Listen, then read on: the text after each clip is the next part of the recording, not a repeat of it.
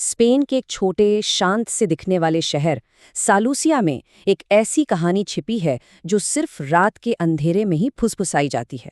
ये कहानी है मृत दुल्हन की, जिसकी त्रासदी आज भी उस शहर की गलियों में गूंजती है। जरा सोचिए, एक ऐसा वादा जो कभी पूरा ही नहीं हुआ और एक ऐसा इंतजार जो शायद कभी खत्म ही नहीं होगा। तो ये सिर्फ एक भूत की कहानी नहीं है, ये एक कभी न खत्म होने वाली शिद्दत की दास्तान है। तो चलिए चलते हैं स्पेन के एक बेहद खूबसूरत पहाड़ी शहर सालूसिया। दिन की रोशनी में तो ये जगह बिल्कुल किसी तस्वीर जैसी लगती है। सफ़ेद घर, पत्थर की संकरी गलियां और हवा में चर्च की घंटियों की मीठी मीठी आवाज़। लेकिन जैसे ही सूरज ढलता है, सालूसिया का एक दूसरा बिल्कुल अलग चेहरा सामने आता है। हवा ठंडी हो जाती है और खामोशी में एक अनजाना डर घुलने लगता है। इस खूबसूरती के पीछे एक गहरा अंधेरा राज दफन है। हमारी इस कहानी का जो नायक है उसका नाम है मैटियो गुरेरो। सिर्फ 19 साल का एक लड़का, एक आर्किटेक्चर का स्टूडेंट जो मैड्रिड से अपनी पढ़ाई के सिलसिले में सलूसी आया था। वो शहर की पुरानी इमारतों की कला को देखकर बहुत खुश था, लेकिन जल्दी उसे एहसास हुआ कि यहाँ कुछ तो अजीब है। जैसे ही शाम होती, लोग अपने घरों में बंद हो जाते और सड़कें बिल्कुल वीरान हो जाती थीं। अपने काम के सिलसिले में मैटियो पहुंच जाता है शहर के सबसे पुराने कब्रिस्तान, और वहीं उन पुरानी कब्रों के बीच उसे कुछ ऐसा दिखता है जिससे उसकी बेचैनी और बढ़ जाती है। एक वीरान सी कब्र, और उसके ठीक बगल में एक शादी की मेहराब खड़ी थी, सूखे हुए फूलों से लदी हुई। ऐसा लग रहा था जैसे सालों पहले कोई शादी होते होते रह गई हो। अब मैटियो को ये थोड़ा अजीब तो लगा, पर उसने सोचा कि चलो, कोई पुरानी रस्म होगी। उसे क्या पता था कि यही वो जगह है जहां से उसकी जिंदगी का सबसे खौफनाक सफर शुरू होने वाला था। हाँ, उस रात के बाद मैटियो के लिए सलूसिया का मतलब हमेशा के लिए बदल गया। अब उसका सामना उस ताकत से होने वाला था जो उस टूटी हुई मेहराब से बंधी थी।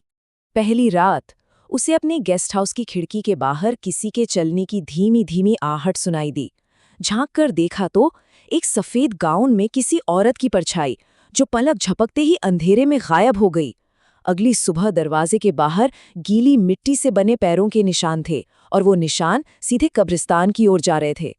हिम्मत करके मैटियो निशानों के पीछे पीछे कब्रिस्तान तक पहुंच ही गया, और वहां उसी मेहराब के नीचे उसने उसे देखा, एक दुल्हन जिसका चेहरा मौत की तरह सफेद था। आंखों के नीचे खून के सूखे हुए आंसू, और सबसे डरावनी बात, उसके पैर जमीन को छू ही नहीं रहे थे, वो हवा में थी। अब ये मंजर देखकर तो किसी की भी हालत खराब हो जाए। बुरी तरह घबराया हुआ मैटियो वापस लौटा। उसने गेस्ट हाउस के बूढ़े केयरटेकर को जब ये सब बताया तो उस केयरटेकर का चेहरा डर से सफेद पड़ गया, और तब उसने सलूसिया की वो कहानी सुनाई जिसे हर कोई भुलाना चाहता है। बात है 1889 की। इजाबेला रोमेरो नाम की एक लड़की की शादी उसी मेहराब के नीचे होने वाली थी, लेकिन उसका दूल्हा जेवियर उसे धोखा देकर किसी और के साथ शहर छोड़कर भाग गया। बेचारी इजाबेला पूरी रात उसी शादी के जोड़े में उसका इंतजार करती रही, और सुबह होते होते टूटे दिल के दर्द से वही उसकी मौत हो गई। कहते हैं तब से उसकी रूह आज भी अपने दूल्हे का इंतजार कर रही है। ये कहानी सुनकर मैटियो के तो होश ही उड़ गए। उसे समझ आ गया कि उसने जिसे देखा था वो कोई और नहीं, इजाबेला की आत्मा थी। और अब ये एहसास उसे और भी डरा रहा था कि वो आत्मा अब सिर्फ कब्रिस्तान तक ही नहीं, बल्कि उस तक पहुंच चुकी थी। अगली रात कदमों की वही डरावनी आवाज उसके कमरे के ठीक दरवाजे पर आकर रुक गई। हवा में गीली मिट्टी और बासी फूलों की महक फैल गई। दरवाजे के नीचे से एक परछाई दिखी, और फिर दरवाजे का हैंडल बिना किसी आवाज के धीरे धीरे नीचे घूमने लगा।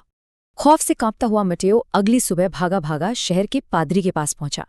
पादरी ने उससे सिर्फ एक सवाल पूछा, क्या तुम कब्रिस्तान से अपने साथ कुछ लाए हो?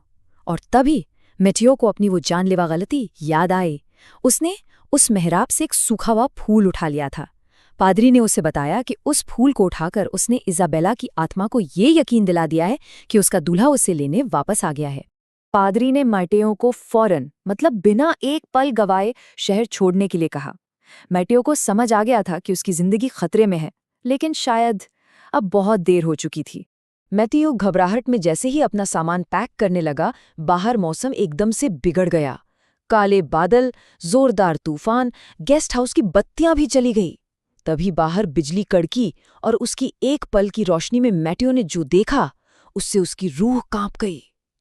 मृत दुल्हन कब्रिस्तान में नहीं, बल्कि ठीक उसके सामने, उसके कमरे के अंदर खड़ी थी।